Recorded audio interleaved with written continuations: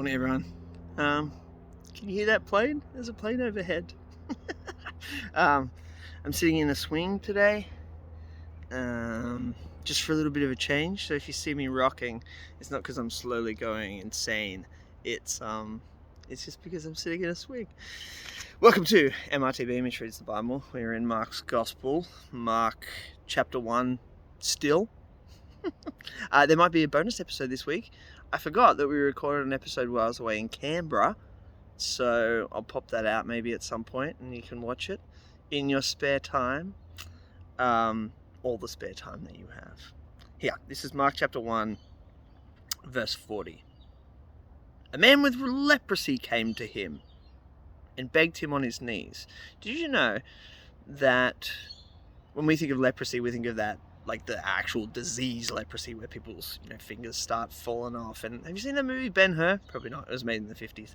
They have this like leper colony where people's like limbs are falling off. Leprosy in the Bible doesn't necessarily mean the super bad disease leprosy that we know of. It can mean pretty much any skin disease. Like if you've got eczema, that could have been called leprosy. Or you've got like ringworm, which happens all the time. I mean, not to me, but to some people, that could have been called leprosy. Like leprosy is basically just any infectious looking skin disease.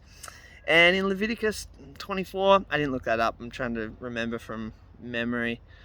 You remember everything from memory actually, but in Leviticus somewhere, in Jewish culture, if you were leprous or you had any of these skin diseases, you needed to sit on the side of the road and you would cry out, unclean, unclean.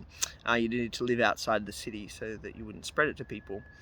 And the idea was, I mean, some of it kind of makes sense. It seems a little harsh, but some of it makes sense. The idea is, if you touch something that is unclean, you're likely to spread that uncleanness.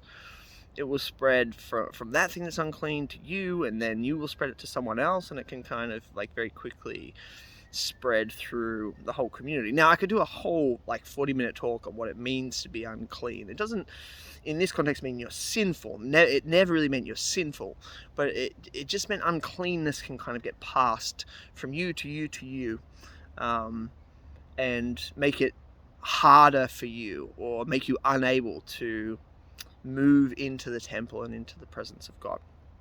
So here's a man with leprosy on his knees, and he begs Jesus, if you're willing, you can make me clean. Jesus was indignant. He reached out his hand and he touched the man. I am willing, he said, and be clean. Immediately the leprosy left him and he was cleansed. Now, isn't that interesting? I don't know if you actually even noticed what just happened there, but I was telling you that uncleanness is passed. So most of the time, like from person to person to person, uncleanness is passed. I mean, we get that today with like infections and sickness, right? We were at we had some friends at our house on Friday, or really my brother, I suppose, and my son Leo vomited. Poor dude. I think he was just dizzy. I think he was playing Minecraft and he got dizzy or something. But we thought maybe the dreaded gastro had got into our house. And so he vomited, and then like my brother and his family just picked up and left, right? They got out of here as quick as they could, and they went down the side passageway because they didn't want to touch Leo, because you catch this sickness. And in this context, like uncleanness is passed from human to human to human. If you touch that human, then you may, or you will in this context, become unclean. But what just happened just then? Jesus touched the man and he was made clean. Jesus reverses the whole thing. Jesus can't catch uncleanness, but he can spread cleanness everywhere to everyone. Isn't that beautiful?